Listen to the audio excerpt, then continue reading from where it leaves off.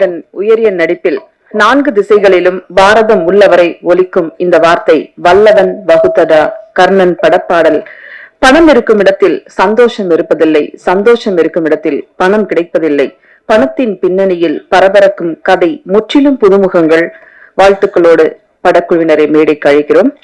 படத்தின் இயக்குனர் தயாரிப்பாளர் விநாயக் துரை அவர்களை மேடைக்கு அழைக்கிறோம்.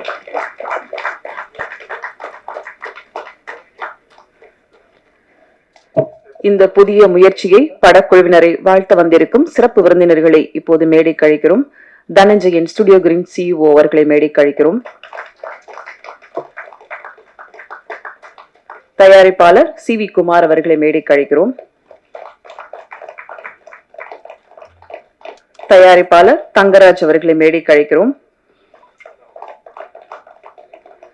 சினிமா விமர்சகர் திரு கேபிள் சங்கர் அவர்களை மேடைக்கு அழைக்கிறோம். படத்தின் ஒளிப்பதிவாளர் கார்த்திக் நல்லமுத்து அவர்களை மேடைக்கு அழைக்கிறோம். இசையமைப்பாளர் சகிஷ்ணா சேவியர் அவர்களை மேடைக்கு அழைக்கிறோம். எடிட்டர் அஜய் அவர்களை மேடைக்கு அழைக்கிறோம். ராஜேஷ் பாலச்சந்திரன் அவர்களை மேடைக்கு அழைக்கிறோம். சுவாதி மீனாட்சி அவர்களை மேடைக்கு அழைக்கிறோம்.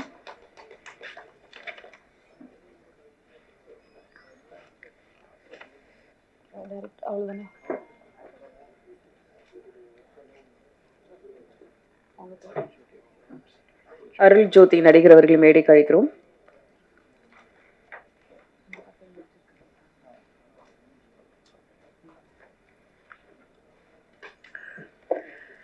ராஜதந்திரம் சென்னை டு சிங்கப்பூர் உதவி இயக்குனர்.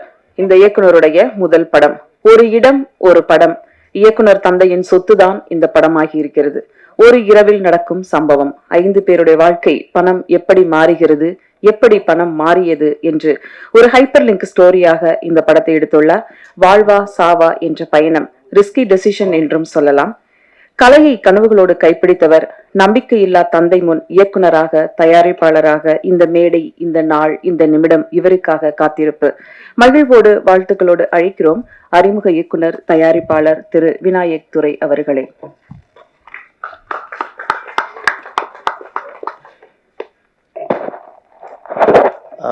ரொம்ப நன்றி கவிதாக்கா. இங்கே வந்திருக்கோம் ப்ரெஸ் மற்றும் மீடியா நல்ல உள்ளங்களுக்கு என்னோட முதல் வணக்கத்தை தெரிவிச்சுக்கிறேன். இந்த மேடை வந்து எனக்கு ஒரு 2 வருஷம் போராட்டம். இந்த 2 வருஷம் போராட்டத்துக்கு அப்புறம் இந்த மேடை வந்து கிடைச்சிருக்கு. இந்த லைட் விழுறதுக்கு, என் மேலே விழுறதுக்கு மிக முக்கியமான காரணம் ப்ரொடியூசர், டிஸ்ட்ரிபியூட்டர் தனஞ்சயன் சார் அவர்கள். ஸோ அவர் இல்லைன்னா இந்த மேடையும் இல்லை, இந்த வெளிச்சமும் எங்கள் படத்து மேலே விழுந்திருக்காது. இந்த வெளிச்சமும் தனஞ்சயன் சாரோட வெளிச்சமும் எங்கள் படத்து மேலே விழுறதுக்கு என்ன சொல்றது, நாங்கள் கொடுத்து வச்சிருக்கணும் அப்படின்றத நாங்கள் சொல்லணும்.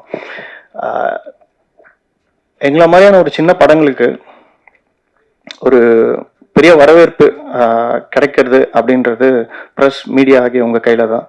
அதை தாண்டி இந்த கண்டென்ட்டை நம்பி ஆக்சுவலாக தனஞ்சயன் சார் பார்த்துட்டு சர்ப்ரைசிங்காக கால் பண்ணிட்டு தம்பி படம் பார்த்தேன், எனக்கு ரொம்ப பிடிச்சிருந்ததுரா அப்படின்ட்டு சொன்னார்.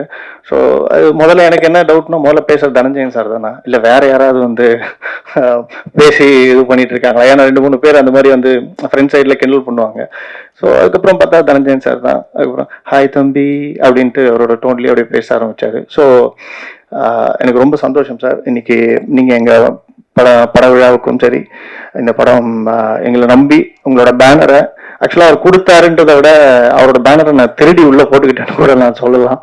ஸோ அதுக்கு என்னோட பெரிய பெரிய நன்றி தனஞ்சயன் சார். அடுத்து மிக முக்கியமான ஒரு ஆள், அவரோட படம் வந்து ரிலீஸ் ஆகும் போது பிட்சா. ஸோ அப்போ வந்து நான் உதவி இயக்குனர் ராஜதந்திரம்ல. அப்போ நான் போய் பார்க்குறேன். அதுக்கப்புறமா சிவிகுமார் சாருக்கு என்ன ஒரு வாட்டி நானும் அவரும் பார்த்துருக்கோம். சத்தியமா சிவிகுமார் சாருக்கு ஞாபகம் இருக்காது. ஏன்னா அதே கண்கள்ன்ற படத்துக்கு ஒரு ப்ரொமோ வீடியோ ஷூட் பண்ணி எடுத்துகிட்டு போய் நான் வந்து சிவிகுமார் சாருக்கு காட்டினேன். அவருக்கும் பிடிச்சிருந்தது, அதை பற்றி பேசிகிட்டு இருந்தார். அதுக்கப்புறம் அதோட இப்போ தான் சிவிகுமார் சாரை பார்க்குறேன். சிவிகுமார் சார், நீங்களும் எங்களை மாதிரியான ஒரு சின்ன படங்களுக்கு மிகப்பெரிய ஒரு இன்ஸ்பிரேஷன். நீங்கள் காட்டின வழி தான் ஸோ நாங்கள் இன்னைக்கு பயணம் பண்ணுற ஒரு வழின்றதை நான் ரொம்ப ஸ்ட்ராங்காக இந்த மேடையில் சொல்லிக்கிறேன். மிகப்பெரிய நன்றி நீங்கள் இந்த மேடையை வந்திருக்கிறதும் எங்களோட படத்தை வந்து சிறப்பிக்கிறதுக்குமே. அடுத்து அன்எக்ஸ்பெக்டடா நாங்க எதிர்பார்க்காத ஒரு ப்ரொடியூசர் தங்கராஜ் சார், எதிர்பார்க்கவே இல்லை, மிகப்பெரிய நன்றி சார். ஏன்னா சிவகுமார் சார் வராருன்னு எங்களுக்கு தெரியும், பட் கூட நீங்க வரீங்க அப்படின்றது எங்களுக்கு தெரியாது. ஸோ அதுக்கு உங்களுக்கு மிகப்பெரிய நன்றி படம் சார்பாகவும் என் சார்பாகவும் நான் தெரிவிச்சுக்கிறேன் சார். அடுத்து cable Sankar sir. Cable Shankar சாரை பற்றி நான் என்ன சொல்றது, அண்ணனா மிக ஒரு புள்ளியார் சுழியே இந்த படம் வந்து தனஞ்சயன் சார் கிட்ட போறதுக்கு. ஏன்னா வந்தாரு, படம் பார்த்துட்டு அப்ப சொன்னேன், சார் கேபிள் சங்கர் சார் தானே சார்? ஆமா ஆமா தம்பி அப்படின்னாரு. அண்ணா நான் உங்க புக்கு படிச்சிருக்கேன் அப்படின்னு. அப்படியா தம்பி, என் புக்கு படிச்சுட்டு படம் எடுக்க வந்திருக்கேன், நீ பரவாயில்லடா பெரிய விஷயம் அப்படின்னாரு. அவர் புக்கை படிச்சு என்ன மாதிரியான ஒரு வேலை செஞ்சு நான் படம் எடுத்திருக்கேன் அப்படின்றது அவருக்கும் தெரியாது. அப்புறம் அவர் சொன்னார், நான் வந்து 2.0 3.1 சொல்லிட்டு அவர் இன்னும் நிறைய புக் எழுதியிருக்கேன் அப்படின்னு சொன்னார். நான் சொன்னேன், ஆனால் நான் 90s கிட்ஸ், நீங்கள் எழுதுன மொதல் வருஷம் தானே நான் பார்த்தேன், எனக்கு அதுக்கப்புறம் என்ன எழுதிருக்கேன்னு எனக்கு தெரியாதுண்ணே அப்படின்னு. ஸோ இந்த விழாவுக்கு இந்த படம் மிக முக்கியமாக தனஞ்சயன் சார் கிட்ட போகிறதுக்கான ஒரு மிகப்பெரிய ஒரு பிள்ளையாராக இருந்த கேபிள் சங்கர் சாருக்கு, அண்ணனுக்கு நான் மிகப்பெரிய ஒரு நன்றியை தெரிவிச்சுக்கிறேன். நன்றி அண்ணன். எல்லாருக்கும் நன்றி சொல்லிட்டேன். இன்னொரு மிக முக்கியமான ஒரு நபருக்கு நன்றி சொல்லணும். எங்கள் அப்பா வந்து இன்னைக்கு வரல. ஏன் அப்படின்னா, அவரை பொறுத்த வரைக்கும் இன்னைக்கு இப்படி ஒரு ஃபங்க்ஷனே நடக்கல அவருக்கு. ஏன் அப்படின்னா, அப்பா கிட்ட வந்து ஒரு ஒரு இந்த இது எப்படி ஆரம்பிச்சதுன்றத சொல்றேன், அதுக்கப்புறம் அவர் எப்படி உள்ள வந்தாருன்றதையும் நான் சொல்றேன். தயாரிப்பாளர்கள் யூஸ்வலா வந்து இது ஒரு ஹைப்பர் லிங்க் ஸ்டோரி தான். ஒரு 5 நபர்களுக்கு ஒரு பண தேவை இருக்குது. இதுல யாரு சரியானவங்க, அவங்க கைக்கு இந்த பணம் போய் எப்படி சேர்ந்தது அப்படின்ற மாதிரியான ஒரு கதைக்களம் தான் இந்த வல்லவன் வகுத்ததரா. அப்போ இந்த கதையை நான் எடுத்துட்டு போயிட்டு சில தயாரிப்பாளர்கிட்ட சொல்லும் போது அவங்க ஒரு ஹீரோ ஒரு ஹீரோயின் அந்த மாதிரி நம்ம மாற்றலாமாப்பா அப்படின்னாரு. இல்லை சார் அப்படி பண்ணால் ஒர்க் அவுட் ஆகாது அப்படின்னு. அதுக்கு நான் சில எக்ஸாம்பிள் படங்களும் சொன்னேன். இல்லை அந்த படம் எல்லாமே வியாபார ரீதியாக வெற்றி அடையிலையே அப்படின்னாரு. எனக்கு அதுக்கு மேலே என்ன பதில் சொல்றதும் இல்லை, அவர் சொன்னதுக்கும் எனக்கு என்ன இது சொல்றதுன்னு எனக்கு தெரியல. அதோட நன்றி சொல்லிட்டு வெளியே வந்துட்டேன். அதுக்கப்புறம் இன்னொரு ப்ரொடியூசர் அப்ரோச் பண்ணேன். அவர் ரொம்ப புதுசு. கதையெல்லாம் கேட்டாரு. கதையெல்லாம் கேட்டுட்டு, தம்பி நாளைக்கு வந்து அட்வான்ஸ் இது பண்ணிக்கலாம் அப்படின்ற மாதிரி சொன்னாரு. சரி ஓகே அப்படின்னு சொல்லிட்டு மறுநாள் போறேன், அவர் ஆள் இல்லை. என்னடா ஆச்சு, எதுக்கு, எங்க போயிட்டாரு அப்படின்னு சொல்லிட்டு அங்க உள்ள இருக்க ஒரு ஆஃபீஸ் பாய் ஒருத்தர் இருக்காரு, அவர்கிட்ட கேட்கிறேன். அவர் ஒரு நாளும் சொல்ல, 2 நாள் 3 நாள் 4 நாள், நான் ஒரு 2 வாரமா போயிட்டு இருக்கேன். அவர் என்ன ஆச்சு ஏதாச்சுன்னு அப்படின்னு தெரியவே இல்லை. சரி ஓகே அப்படின்னு சொல்லிட்டு நான் வர 2 வாரமா வந்துட்டு போறதை பார்த்துட்டு அந்த ஆஃபீஸ் பாய் வந்து கூப்பிட்டு சொன்னார், அண்ணா உங்ககிட்ட நான் ஒரு 5 நிமிஷம் பேசலாமா அப்படின்னா. சொல்லுங்க தம்பி அப்படின்னா. சரின்னு போயிட்டு ஒரு டீ கடையில் உட்காந்து சாப்பிட்றோம். ஆனால் ஆஃபீஸ் வராதிங்க அப்படின்னாரு.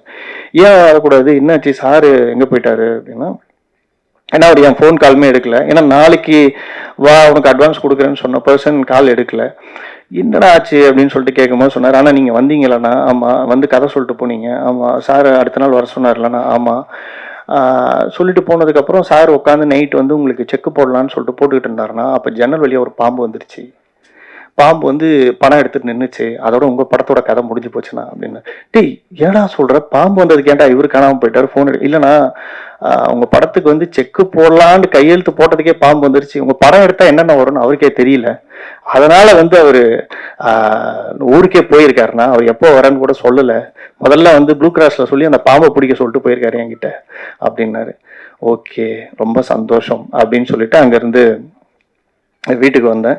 வீட்டுக்கு வந்தோடனே என்னடா பண்ணலாம், வேற யார்கிட்ட போய் என்ன பண்ணலாம் அப்படின்னும் போது கரெக்டாக ஒரு வண்டி வந்து நிற்கிது. நின்னா எங்கள் அப்பா. அதுதான் ஓகே, நம்ம சின்ன வயசுலேருந்து ஏமாத்திட்டு இருக்க ஒரு ஆள் இவர் தான் இதுக்கான கரெக்டான ஆள், இவரை ஏமாத்தினாதான் உண்டு அப்படின்னு சொல்லிட்டு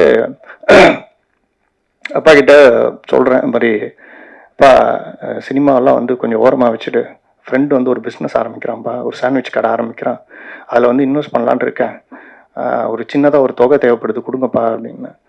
இப்போதான்டா நீ வாழ்க்கையில் உருப்புடுற மாதிரி ஒரு விஷயம் கேட்டிருக்க. ஓகே எனக்கு ஒன்று பண்ணலாம் அப்படின்னு சொல்லிட்டு சிஸ்டருக்கு மேரேஜ் வச்சுருந்தாங்க. அப்புறம் ஒரு லேண்டு, சின்னதாக இருக்க ஒரு லேண்டை வந்து விற்று அவங்களுக்கு சிஸ்டர் மேரேஜுக்கும் அதுக்கப்புறம் எனக்கும் அப்பா கொடுக்குறாரு. நான் கொடுத்ததில் அவர் இப்போ வரைக்கும் இந்த 2 வருஷமா என்னன்னா நான் சொல்லிட்டேன், அதாவது இந்த கடை டெவலப் பண்ணும்பா, கடை டெவலப் பண்ணாதான் காசு வரும், அதுக்கு முன்னாடி காசு வராது அப்படின்னு சொல்லிட்டேன். சரி அப்படின்ட்டாரு. அவர் இப்பயும் கேட்டுக்கிட்டே இருப்பார், இன்னுமாடா காசு வரல கடையிலேருந்து, இன்னுமாடா டெவலப் பண்ணுறீங்க அப்படின்ட்டு. இப்போ தான் ஒரு 2-3 நாளைக்கு முன்னாடி தான் சொன்னேன், நீங்கள் கொடுத்த காசை வந்து சாண்ட்விச் கடையெல்லாம் போடல, எனக்கு கடையும் தெரியாது வியாபாரமும் தெரியாது, 10 வருஷமா சினிமாவில் தான் இருக்கேன், எனக்கு தெரிஞ்சதெல்லாம் சினிமா மட்டும்தான்ப்பா, நீங்கள் கொடுத்த காசை எடுத்துகிட்டு போயிட்டு சினிமாவில், ஏன்னா அவர் என்ன நினச்சிட்டு இருக்காரு, நான் படம் பண்ணியிருக்கேன்னு தெரியும், யாரோ ப்ரொடியூசர் யாரோ கொடுத்துருக்காங்க, ஐயோ பாவம் அப்படின்னு நினச்சிட்டு இருக்காரு. எப்படா அந்த மனுஷன் இத்தனை நாள் காசு கொடுத்து சும்மா இருக்கிறான் அப்படின்ட்டுலாம் என்கிட்ட கேட்டுக்கிட்டு இருந்தாரு. இப்போ 2-3 நாளைக்கு முன்னாடி தான் நான் அவர்கிட்ட சொன்னேன், அது வந்து நீங்கள் கொடுத்தீங்களப்பா காசு, அந்த காசு வந்து நீங்கள் கொடுத்தது தான், அதை எடுத்துகிட்டு போய் இந்த மாதிரி படம் பண்ணிட்டப்பா அப்படின்னு. அப்படியே நெஞ்சு பிடிச்சிட்டு உட்காந்துட்டாரு மனுஷன்.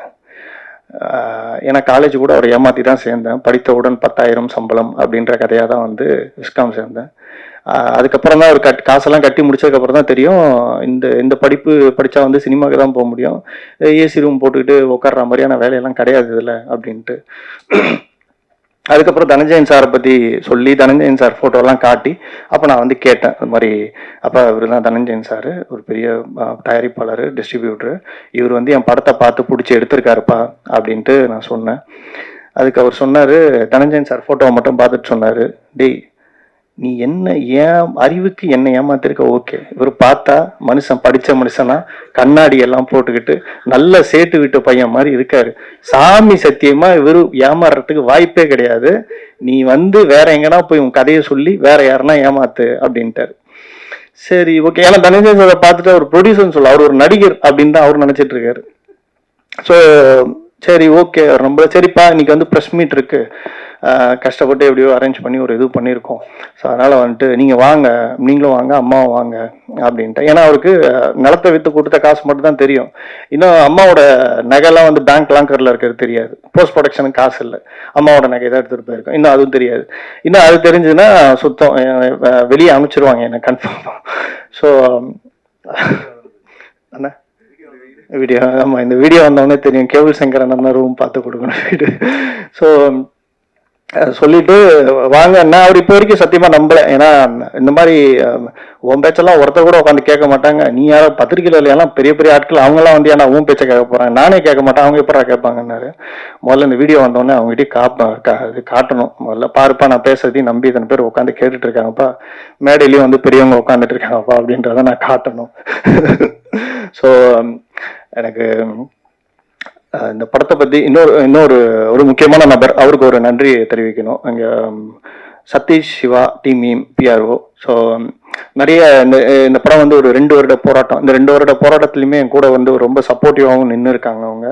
ஸோ ரொம்ப பெரிய நன்றி சிவானா. ஸோ நிறைய விஷயங்கள்ல உங்களை தொல்லை பண்ணியிருப்பேன், எப்படா தம்பி உன் படம் ப்ரிவியூ ஆகுது, நான் முதல்ல உங்ககிட்ட இருந்து தப்பிக்கணும்டா அப்படின்ற இதுபடியே இருந்திருக்காங்க. இன்னைக்கு இல்லை, பக்கத்தில் எங்கே இருக்காங்க, வெளியே இருக்காங்கன்னு நினைக்கிறேன். நன்றி சிவானா. அடுத்து படம் வல்லவன் வகுத்ததடா. வல்லவன் வகுத்ததடா என்ன அப்படின்னா வந்து கவிதாக்கா சொன்னாங்க, அவங்க ஒரு பாடலாகவே பாடி காட்டினாங்க. வல்லவன் வகுத்ததடா அப்படின்றது இறைவனின் திட்டம், அதாவது இறைவனின் கடவுளின் திட்டத்தில் தகுதியுள்ளவை தப்பி பிடிக்கும் அப்படின்றது தான் வந்து இந்த வல்லவன் வகுத்ததடா படத்தோட டைட்டில். இந்த படம் வந்து ஒரு அஞ்சு நபர்களை சார்ந்து தான் இந்த கதை வந்து உருவானது. சொன்ன மாதிரி ஒரு 5 பேர் லைஃப்ல நடக்கக்கூடிய ஒரு நாள் நடக்கக்கூடிய ஒரு சம்பவம், அந்த லைஃபை அந்த பணம்ன்ற ஒரு தேவை அந்த 5 பேரோட லைஃப்பை வந்து எப்படி மாத்துச்சு, எப்படி புரட்டி போட்டுச்சு அப்படின்ற ஒரு விஷயம் தான் இதோட அந்த கதைக்களம். இந்த 8 மினிட்ஸ் ஸ்னீக் பீக்கும் நீங்கள் அந்த பார்த்துருப்பீங்க. எங்களுக்கு என்னென்னா எடுக்கும் போதே சொன்னாங்க என்னென்னா, தனஞ்சயன் சார் கிட்ட கேட்கறதுக்கு முன்னாடியே சில நண்பர்கள்கிட்ட நான் கேட்டேன், அந்த மாதிரி எப்பயுமே யூஸ்வலாக ப்ரெஸ்ஸுக்கு வந்து சாங் போடுவாங்க, ட்ரெய்லர் போடுவாங்க, படத்துலேருந்து நான் ஒரு 8 நிமிஷம் எடுத்து போடலான் இருக்கேன் அப்படின்னா, அப்போ ஒன்று பண்ணு, கையில் வந்து கயிறு எடுத்துக்கோ, நீயே போயிட்டு தூக்க மாட்டிக்கோ அப்படின்னா. டேய் ஏன்டா அப்படின்னு. இல்லை நீ வந்து படம் காட்டுறதுக்கு முன்னாடியே நீ ஓவர் கான்ஃபிடென்ட்டாக பண்ணிக்கிட்டு இருக்க நீ அப்படின்னு. நான் சொன்னேன், இதுக்கு மேலே வந்து லைஃப்பில் வந்து இழக்கிறதுக்கோ இதுக்கோ எதுவுமே கிடையாது. நான் மிகப்பெரிய பலமா பாக்குறது வந்து தனஞ்சயன் சாருக்கு இந்த படம் பிடிச்சி அவர் உள்ள வந்திருக்கிறத நான் பெரிய பலமாவே பாக்குறேன். ஸோ அதனால நான் ரொம்ப நம்பிக்கையோட போடுறேன் அப்படின்னு சொல்லிட்டு தனஞ்சயன் சாருக்கு நான் ஒரு மெசேஜ் பண்ணி கேட்டேன். அப்போ சார் இந்த மாதிரி படம் வந்து ஒரு யூஸ்வலாக வந்து ட்ரெய்லர் சாங் போடுவாங்க, நம்ம ஒரு 8 நிமிஷம் போடலாமா சார் அப்படின்னு. குட் ஐடியாமா, நம்ம போடலாம் அப்படின்னு சொல்லிட்டு தனஞ்சயன் சார் தான் ஒரு ஐடியா கொடுத்தாரு. அந்த ஐடியாவில் தான் நீங்கள் பார்த்த அந்த 8 நிமிஷம் அந்த கிளிப்பிங்ஸு. ஸோ இந்த 8 நிமிஷம் கிளிப்பிங்ஸ் உங்களை இம்ப்ரெஸ் பண்ணியிருக்கோம், இந்த ட்ரெய்லரும் இம்ப்ரெஸ் பண்ணியிருக்கோம் அப்படின்றத நான் நம்புகிறேன். அடுத்த படத்தில் நடித்தவங்க ரொம்ப முக்கியமாக சொல்லணும்னா ராஜேஷ் பாலச்சந்திரன். அவர் ராஜேஷ் அண்ணா வந்து என்னோட இந்த பெரிய போராட்டத்தில் ரொம்பவே கூடவே இருந்திருக்காரு. அதுக்கு என்னோட மிகப்பெரிய நன்றி. நீங்கள் அந்த போலீஸோட லாஃப் பார்த்துருப்பீங்க. உங்களுக்கு அது கொஞ்சம் எதுவும் வித்தியாசமாக தெரிஞ்சுது அப்படின்னா, அந்த லாஃப் வந்து ஒரு ஹைனாவோட மேனரிசம். அந்த ஹைனாவோட சிரிப்பு பார்த்தீங்கன்னா அது ஒரு மாதிரி உங்களுக்கு கேட்கும் போதும் சரி, ஒரு மாதிரி இரிட்டேஷன் இருக்கும், இல்லைனா வந்து ஒரு நான் சிங்க்லேயே இருக்க மாதிரி இருக்கும். அது ஏன்னா அதோட அந்த அந்த ஹைனாவோட மேனரிசமே அப்படிதான். அதுக்கு தேவையான ஒரு இறையோ இல்லை அதுக்கு ஒரு தேவையான ஒரு ஒரு விஷயமோ கிடைச்சிருச்சு அப்படின்னா ஒரு வில்லங்கமான கன்னிங்கான ஒரு சிரிப்பு இருக்கும். ஸோ நாங்கள் அந்த கேரக்டர் எடுக்கணும், அந்த ஹைனாவோட மேனரிசம், அவர் பண்ணுற ஒரு சின்ன சின்ன பாடி லாங்குவேஜ், அந்த லாஃப், இதெல்லாம் நான் கொண்டு வர முடியுமாண்ணா அப்படின்னு கேட்டோம். ஸோ அவர் வந்து சித்தா படத்துக்கு அவர் தான் வந்து ஆக்டிங் ட்ரைனரும் கூட. ஸோ அதனால வந்து இல்லடா பண்ணிடலாம்டா அப்படின்னாரு. ஸோ உங்களுக்கு அந்த லாஃப் வந்து பிடிச்சிருந்ததுன்னா அவர் தான் முழு காரணமும், பிடிக்கலனாலுமே அவர் மட்டும்தான் காரணம்னா கிடையாது. ஸோ அடுத்து எங்கள் படத்தோட கேமராமேன் மனுஷனை போட்டு படாத பாடுபடுத்தி இப்போ வரைக்கும் அவருக்கு பேலன்ஸ் காசு இருக்குது. தம்பி ப்ரெஸ் மீட்லாம் பண்ணுறேன், காசு வந்துருமாடா அப்படின்ற மாதிரி கேட்டுட்டு இருந்தேன். ஆனால் முதல்ல ப்ரெஸ் மீட் பண்ணுவோம், அதுக்கப்புறம் அவங்களுக்கு பிடிச்சிருந்து எழுதுனா ஆட்டோமேட்டிக்காக அதுக்கப்புறம் வியாபாரம் வரும், பார்த்துக்கலான்னு அப்படின்னு சொன்னது. அதுக்கப்புறம் ஸ்வாதி மீனாட்சி. ஸ்வாதி வீட்டில் எப்படின்னா, ஃபஸ்ட்டு வந்து அவங்க புதுசு தான். ஸோ அவங்க வீட்டில் வந்து நடிக்க கேட்கும்போது ஸ்வாதி வந்து திடீர்னு ஒரு நாள் ஃபோன் பண்ணுறாங்க. ஃபோன் பண்ணி நீங்கள் எங்கள் வீட்டுக்கு ஒரு 10 நிமிஷம் வந்துட்டு போக முடியுமா? என்னாச்சு? இல்லை நீங்கள் வாங்கலை, நேரில் சொல்கிறேன் அப்படின்னா வீட்டுக்கு போனால் அவங்க பாட்டி, அம்மா, அப்பா எல்லாருமே வந்து மாப்பிள்ளை பார்க்குற மாதிரி சுற்றி உட்காந்துட்டு என் பொண்ணை வந்து நாங்கள் அனுப்புகிறோம், நீங்கள் பத்திரமா பார்த்துக்கணும்ப்பா, சினிமா அப்படி இருக்கு அப்படின்னு நீங்கள் என்கிட்ட சொல்லவே வேணாம், நான் அதுக்கான ஆளும் கிடையாது, ஒருத்தும் கிடையாது, அவங்க வந்தால் நல்லபடியாக நடிச்சுட்டு நல்லபடியாக போயிடுவாங்க, நீங்கள் அதை பற்றி கவலையப்படாதீங்க அப்படின்னு. ஸோ அவங்களும் வந்தாங்க, கம்ஃபர்டபுளாக பார்த்துக்கிட்டோம். ஸோ ரொம்ப நன்றி ஸ்வாதி. அருள் ஜோதி அண்ணா வந்து சொல்லும் போது, அப்போ வந்து ரொம்பவே ஒரு பட்ஜெட் குறைவான படம் தான் அப்படின்னும் போது அருள் ஜோதி அண்ணா எனக்கு கேட்டேன், ஆனால் என்கிட்ட இவ்வளோதான் காசு இருக்குது, நீங்கள் வந்து இந்த கேரக்டர் பண்ணால் ரொம்ப ரொம்ப நல்லா இருக்குண்ணே அப்படின்னு. காசெல்லாம் விடு தம்பி, நீ பண்ணுற அப்படின்னா எனக்கு சந்தோஷம் அப்படின்னு சொல்லிட்டு பெருசாக வந்து தொகையெல்லாம் கன்சிடர் பண்ணாமல் எனக்காக வந்து இந்த படம் வந்து ஒரு நடிச்சு கொடுத்து உள்ள ஒரு ஆர்டிஸ்டாக நான் சொல்லலாம் அப்படின்னா அவர் அருள் ஜோதி அண்ணான்னு நான் சொல்லலாம்னு நான் நினைக்கிறேன். அதுக்கு மிகப்பெரிய நன்றி அருள் ஜோதி அண்ணா. அடுத்து எங்களோட மியூசிக் டைரக்டர் இப்படி ஒரு மியூசிக் டைரக்டர் எங்களுக்கு கிடைக்கவே மாட்டாங்க.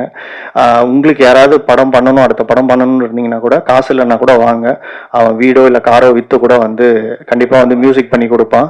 ஸோ அந்த அளவுக்கான ஒரு மியூசிக் டைரக்டர் தான் என்னோட நண்பர் சகீஷ் நசேவியர். 2 பாட்டு பண்ணியிருக்காரு. ஒன்று வந்து வல்லவன் வகுத்ததான்னு சொல்லிட்டு டைட்டில் ஒரு பாடலாகவே பண்ணியிருக்கிறது. அடுத்து ஒரு ப்ரமோஷனல் சாங்காக வந்து ஜூசான்னு சொல்லிட்டு ஒரு பாடல் பண்ணியிருக்கோம். மன்னிக்கணும், அந்த 2 சாங்குமே இங்கே ப்ளே பண்ணல, ஏன்னா நாங்கள் லிரிக்கல் வீடியோ தான் பண்ணியிருக்கோம். சாங் 3 நிமிஷம். சாங்குக்கு நாங்கள் ஷூட் பண்ணல, எங்ககிட்ட ஃபுட்டேஜும் இதுவும் இல்லை. நாங்கள் படம் வந்ததுக்கப்புறம் படத்துலேருந்து தான் ஃபுட்டேஜ் எடுத்து போடலான் இருக்கோம். ஸோ இதுதான் எங்களோட படத்தோட ஒரு இது. அடுத்து எங்கள் படத்தோட எடிட்டர் அவருக்கு மிகப்பெரிய நன்றி. அவர் சத்தியமாக வந்து இந்த மேடையில் நின்று பேச மாட்டார், ஏன்னா அவர் சொல்லிட்டாரு, நீ என்னை மேடையில் கூப்பிட்டீங்கன்னா நான் அப்படியே அழுதுகிட்டே போயிடுவேன், எனக்கு பேச வராது, தயவு செஞ்சு நான் கூப்பிட்றாத அப்படின்னு சொல்லியிருக்காரு. ஸோ எடிட்டர் அவர்களுக்கு படம் வந்து இதில் உள்ளேருந்து பார்ட் ஆஃப் த ஃபிலிம்க்கு இருந்ததுக்கு மிகப்பெரிய ஒரு நன்றி. வேறு ஓகே, இதில் இன்னும் ஒரு சிலருக்கு ஒரு நன்றி சொல்ல கடமைப்பட்டிருக்கேன். சகா டைரக்டர் முருகேஷ் அவர்கள். ஸோ இந்த 2 வருடம் என்னோட போராட்டத்தில் ரொம்ப கூடவே இருந்திருக்காரு. சகா டைரக்டர் முருகேஷ் அவர்களுக்கு என்னோட மிகப்பெரிய நன்றி அண்ணா. அடுத்து என்னோட நண்பர் கணேஷ் அவர்கள். நான் எங்கள் அப்பாவை ஏமாத்தின கதை மட்டும் தான் தெரியும், அவர் அவங்க அப்பாவை ஏமாற்றி அவங்க வீட்டிலேருந்து காசு வாங்கிட்டு வந்து கொடுத்துருக்காரு. ஸோ அவருக்கும் என்னோட மிகப்பெரிய நன்றி. அவங்க வீட்லேயும் கேட்க ஆரம்பிச்சிட்டாங்க. ஸோ அவங்க அப்பா நம்புவார், ஏன்னா இந்த மாதிரி பையன் போகிறான் அப்படின்னா அவங்க அப்பாவுக்காவது என் மேலே கொஞ்சம் கான்ஃபிடென்ட் இருக்குது, எங்கள் அப்பாவுக்கு சுத்தமாக கிடையாது. ஏன்னா இன்னைக்கு இங்கே மேடையில் நிற்கிறேன்றதே அவர் நம்ப மாட்டார். உட்காந்து புரட்சி தலைவர் பாட்டை போட்டு கேட்டுக்கிட்டு இருப்பார், என்னதான் நடக்கட்டுமே, இருட்டினில் நீதி மறையட்டுமே அப்படின்னு சொல்லிட்டு. ஏன்னா உன்னைய பிள்ளையா பெற்றதுக்கு என்ன பண்ண முடியுமோ அது நீ பண்ணிட்ட அப்படின்ற ஒரு இதோட தான் அவர் வந்து இது பண்ணியிருக்காரு. ஐ திங்க் எனக்கு தெரிஞ்சு எல்லாருக்கும் நன்றியும் சொல்லிட்டேன். படம் நல்லா வந்திருக்கு. ஏப்ரல் 11 படத்தை வந்து நாங்கள் ரிலீஸ் பண்ணுறோம். கண்டிப்பாக அதுக்கு உங்களோட மிகப்பெரிய ஒரு ஆதரவு எங்களுக்கு வேணும். மன்னிக்கணும், இன்னும் 2 பேரை மட்டும் விட்டுட்டேன். எங்களோட இதுவில் செந்தில், சிவானி ஸ்டுடியோ செந்தில் அண்ணன் அவர்களுக்கு என்னோட மிகப்பெரிய நன்றி. தனபால் கணேஷ் அவர்களுக்கும் என்னோட மிகப்பெரிய நன்றி. சுகோணம் அண்ணனுக்கும் நன்றி. என்னோட இந்த இந்த இந்த போராட்ட காலத்தில் வந்து அவங்களும் சப்போர்ட்டிவாக என் கூட நின்றுட்டு இருக்காங்க. அவங்களுக்கு என்னோட நன்றி. ஆனந்த் சிவராஜ் அவர்களுக்கும் என்னோட நன்றி. பார்த்தாக்கு என்னோட நன்றி.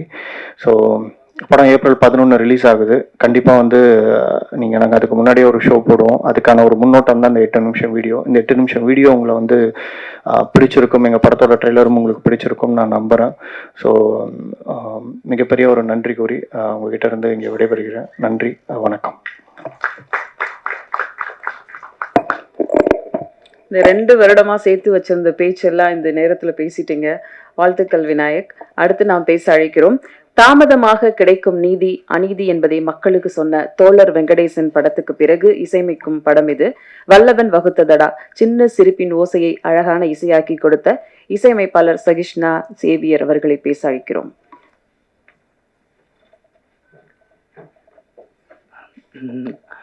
வருகை தந்திருக்கும் அனைத்து பத்திரிகையாளர்களுக்கும், டிக்னிட்டரிஸ் தனஞ்சயன் சார், அப்புறம் CV Kumar sir, Thangaraj sir, cable Sankar sir, அனைவருக்கும் வணக்கத்தை செலுத்துக்கிறேன்.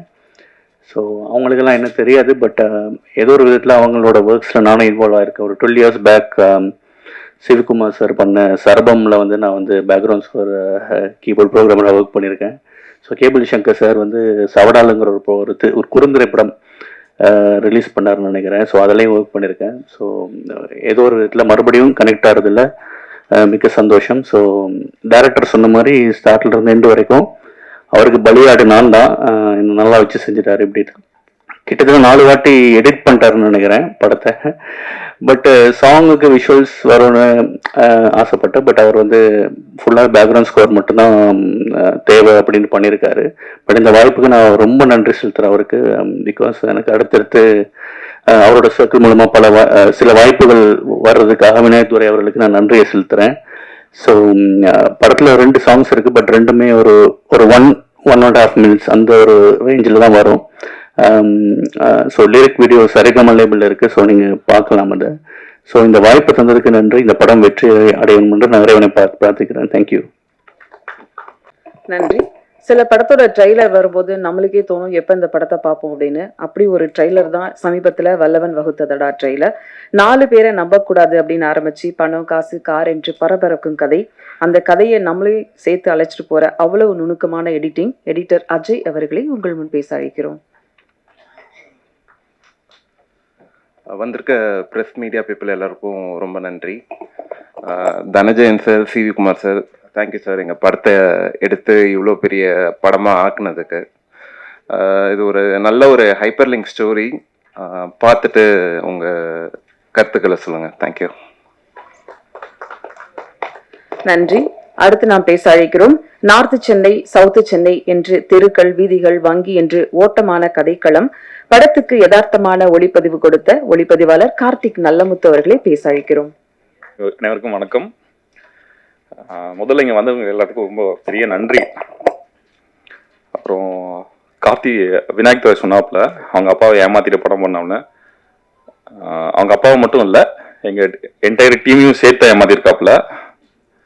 ஸோ ஃபர்ஸ்ட் வந்து எங்கிட்ட வந்து கதை சொன்னாப்புல, ஆனால் இந்த மாதிரி ஒரு படம் பண்ணுறானா நீங்கள் தான் பண்ணுறீங்க அப்படின்னு. அப்போ நான் வந்து சென்னை டு சிங்கப்பூர் முடிச்சுட்டு ஃபர்தர் அடுத்த படங்களுக்கு ஒர்க் பண்ணிட்டு இருந்தோம். அப்போ வந்து விநாயக் துறை சொல்கிறாப்புல, ஆனால் இந்த மாதிரி ஒரு சின்ன படம்னா பண்ணிடலாண்ணா அப்படின்னு. பண்ணிக்கலாம்ப்பா ப்ரொடியூசர்லாம் வந்ததுக்கப்புறம் பண்ணிக்கலாமா, பிரச்சனை இல்லைப்பா அப்படின்ட்டு அப்படி தான் பேச ஆரம்பித்தோம். ஆனால் இல்லைண்ணா நான் ரெடி ஆகிட்டேண்ணா பண்ணலாண்ணா. ப்ரொடியூசர் யாருண்ணா? ஆனால் எல்லாம் ரெடியாக இருக்காங்க, நான் பண்ணிக்கலாண்ணா அப்படின்னா. சரி அப்படின்னா பட்ஜெட்லாம் சொல்கிறாப்புல எல்லாம் தம்பி பண்ணலாமா அப்படின்ற ஒரு டவுட் இருந்தது. ஆனால் வாங்க என்ன நம்பி பண்ணலாண்ணா வாங்கினா அப்படின்னாப்புல. ஸோ அங்கேருந்து தான் வந்து அதுக்கு அடுத்த ஸ்டேஜாக வந்து கதை கேட்குறேன். கதை எனக்கு ரொம்ப பிடிச்சிருந்தது, ஆக்சுவலாக ரொம்ப பிடிச்சிருந்தது. பண்ணலாம்ப்பா இமீடியட்டாக பண்ணலாம் அப்படின்னு.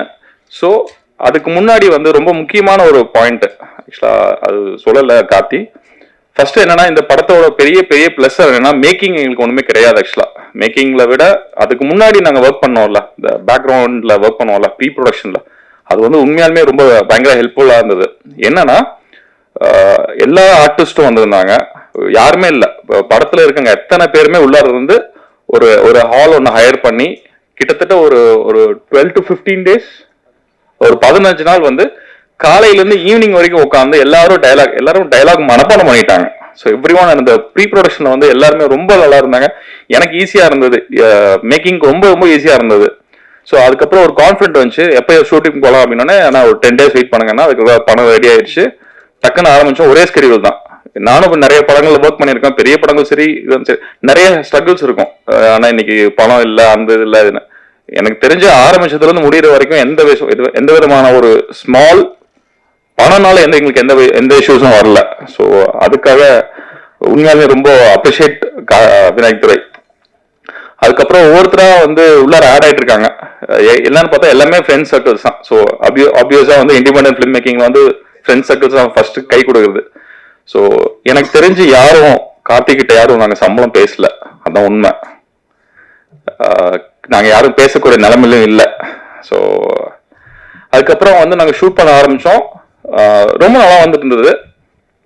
முடிச்சதுக்கு அப்புறம் எங்களுக்கு ரொம்ப பெரிய ஸ்ட்ரகிள் என்ன, உங்களுக்கு எல்லாத்துக்கும் தெரிஞ்ச விஷயம் தான். பெரிய படங்களே வந்து ரிலீஸ்க்கு போராடும், பயங்கரமான போராட்டங்கள் நடந்துட்டு இருக்கு.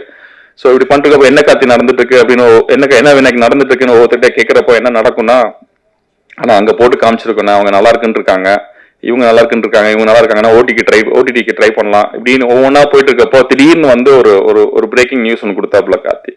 ஆனால் நம்ம படத்தை பார்த்துட்டு ஒருத்தர் நல்லா இருக்குன்னு சொல்லியிருக்காருன்னா நான் ஃபார்வர்ட் எடுத்துட்டு போறேன் அப்படின்னு சொல்லியிருக்காரு.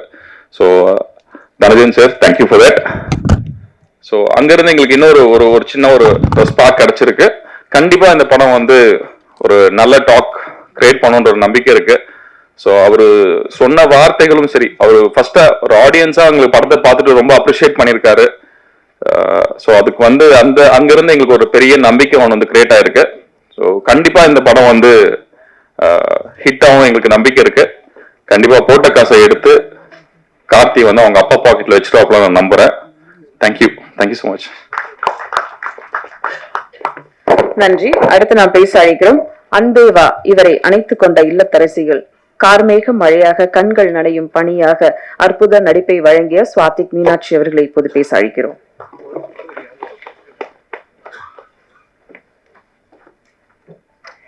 வந்திருக்கிற எல்லாருக்கும் வணக்கம், ப்ரொடியூசர்ஸ் எல்லாருக்கும் வணக்கம்.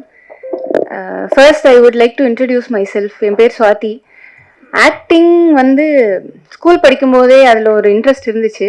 ஆனால் ஃபேமிலி பேக்ரவுண்ட் எல்லாம் வந்து சினிமா சம்மந்தப்பட்ட எதுவுமே தெரியாது. அது சம்மந்தப்பட்ட ஒரு கோர்ஸ் படிக்கலாம் அப்படின்னு நினைக்கும்போது டியூ டு சம் ரீசன்ஸ் என்னால் அது பண்ண முடியல. வேற ஒரு கோர்ஸ் படித்தேன்.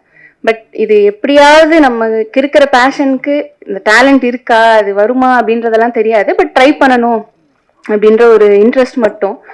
ஸோ சென்னை வந்ததுக்கு அப்புறமா என்னோட ஒரு ஃப்ரெண்டு த்ரூவா photo shoots, modelling, short films இந்த மாதிரி கொஞ்சம் கொஞ்சமாக ஆரம்பிச்சுது. அப்படி கிடைச்ச ஒரு வாய்ப்பு தான் வல்லவன் வகுத்ததடா. ஆப்வியஸ்லி இந்த பேஷன் இருக்கிற எல்லாருக்குமே வந்து பிக் ஸ்க்ரீன்ல நம்மளை பார்க்கணும் அப்படின்ற ஒரு இது இருக்கும் இல்லையா, அந்த மாதிரி தான் எனக்கும். ஆனால் ஃபர்ஸ்ட் பண்ற படத்திலே வந்து ஒரு மெயின் கேரக்டர் கிடைச்சது வந்து I am very very lucky and thank you so much director Vinayak for that. Audition போகும்போது அவர் நான் இந்த ரோலுக்கு கரெக்டாக இருப்பேன் அப்படின்ற மாதிரி வந்து செலக்ட் பண்ணிட்டாரு. சார் சொன்ன மாதிரி ரிஹர்சல்ஸ் போகும்போது ஒரு இதுவும் வந்து எப்படி செய்யலாம் என்னன்னு டிஸ்கஸ்லாம் பண்ணி எல்லாம் பண்ணோம். அப்போ சொல்லுவாங்க, இப்போ இன்னைக்கு பண்றதுக்கும் ஒரு 4-5 நாள் கழிச்சு பண்றதுக்கும் அந்த ஒரு டிஃபரன்ஸ் தெரியும்ல. அந்த மாதிரி இந்த டீம்ல ஒர்க் பண்ணதுல நான் நிறைய லேர்ன் பண்ணிக்கிட்டேன். நான் சொன்ன மாதிரி I am newbie to this industry. So எல்லார்கிட்டையுமே எப்படி பண்ணலாம், நம்மளோட இமோஷன்ஸ் அந்த சீன்லாம் எப்படி பீப்புள் கிட்ட கன்வே பண்ணலாம், அது எப்படி கொண்டு வரலான்றதெல்லாம் நிறையா கற்றுக்கிட்டேன்.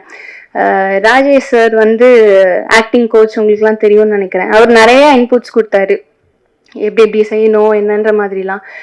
எல்லார்கிட்டயுமே ஒரு விஷயம் ப்ரொஃபஷ்னலி மட்டும் இல்லாமல் பர்சனலி என்னையே நான் டெவலப் பண்ணிக்கிறதுக்கு அந்த மாதிரி நிறையா விஷயங்கள், கான்ஃபிடென்ஸ் எல்லாமே கற்றுக்கிட்டேன் இந்த டீம்ல இருந்து. ஸோ அந்தபடி எல்லாருமே ரொம்ப ஹார்ட் ஒர்க் பண்ணி இந்த மூவி பண்ணியிருக்கோம். சொல்லணும்னா இது வந்து ஒரு பேபி மாதிரி. விநாயக் சருக்கு வந்து இந்த படம் ஒரு பேபி மாதிரி. எப்படி அம்மா வந்து எல்லாம் நர்ச்சர் பண்ணி ஒரு குழந்தை வளர்க்குறாங்களோ அந்த மாதிரி ஸ்கிரிப்ட் ஆரம்பிச்ச டைம்ல இருந்து இப்போ வரைக்கும், ரிலீஸ்க்கு அப்புறம் ரிலீஸ் வரைக்கும் எல்லாமே அவர் வந்து என்னெல்லாம் செய்யலாம் அப்படின்னு பார்த்து பண்ணிட்டு இருக்காங்க. ஸோ ஐ ஹோப் தட் எல்லாருக்கும் இந்த படம் பிடிக்கும். It will reach more audience. And நல்லபடியாக அவர் எதிர்பார்க்குற ரீச் இந்த படத்துக்கு கிடைக்கணும், எல்லாருக்கும் சக்ஸஸ் வரணும் அப்படின்னு நான் ப்ரே பண்ணிக்கிறேன். இந்த படத்தில் ஒர்க் பண்ணியிருக்கிற எல்லாருக்குமே இது ஒரு நல்ல ப்ராஜெக்டாக அமையும். அடுத்தடுத்து அவங்க இன்னும் பெரிய லெவலுக்கு போகணும் அப்படின்னு சொல்லி எல்லாருக்குமே நான் விஷ் பண்ணிக்கிறேன். And special thanks to Dhananjayan sir. அவர் சொன்ன மாதிரி இப்போ இந்த இடத்துக்கு வந்து படம் வந்திருக்கிறதுக்கான காரணம் அவங்க. We are very thankful to you sir and all the people from media and press. உங்களோட சப்போர்ட் கண்டிப்பாக தேவை மக்கள்கிட்ட இதை பற்றி எடுத்துகிட்டு போகிறதுக்கு. And thank you so much for everyone. Thank you. அடுத்து நாம் பேச அழைக்கிறோம் வல்லவன் வகுத்ததடா படத்தின் மொத்த கதாபாத்திரமும் தேர்ந்தெடுத்த நடிப்பு. உதாரணத்துக்கு சொல்ல வேண்டும் என்றால் இந்த கதையை நகர்த்த முக்கிய காரணமானவர் இந்த கதாபாத்திரம். ஆக்டிங் ட்ரைனர் ராஜேஷ் பாலச்சந்திரன் அவர்களை உங்கள் முன் பேச அழைக்கிறோம்.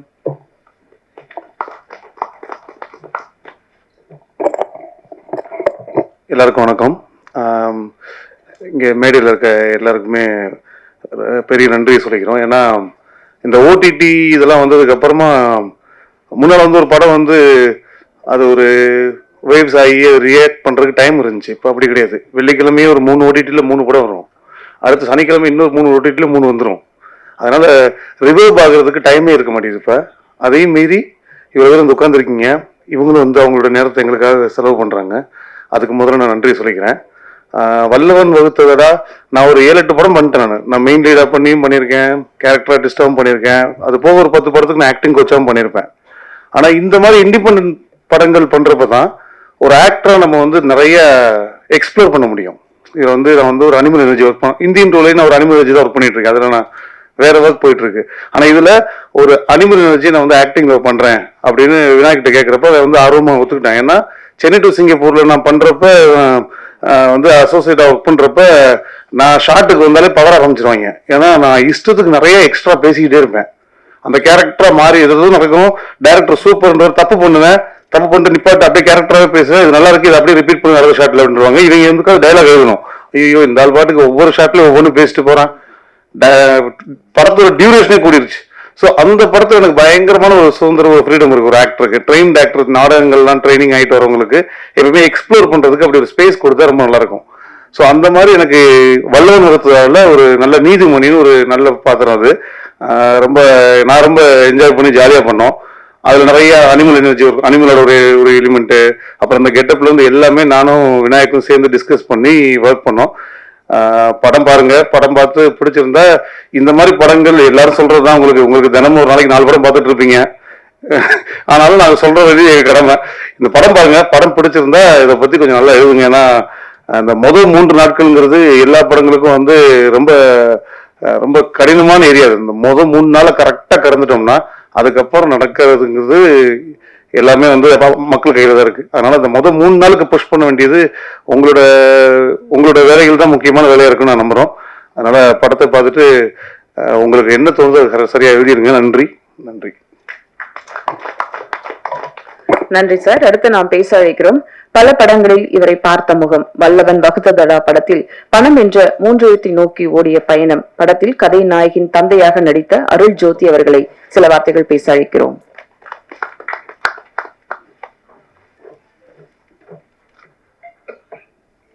வணக்கம். இது வரைக்கும் ஒரு 56 படம் நடிச்சிருக்கேன். ஒரு படத்துல ஒரு லுக்ல இருப்பேன். இப்ப தனஞ்சயன் சார் படத்துலயும் நடிச்சிட்டு இருக்கேன். மேடையில் இருக்கிற பெரிய ஜாம்பான்ல என்னோட வணக்கம்.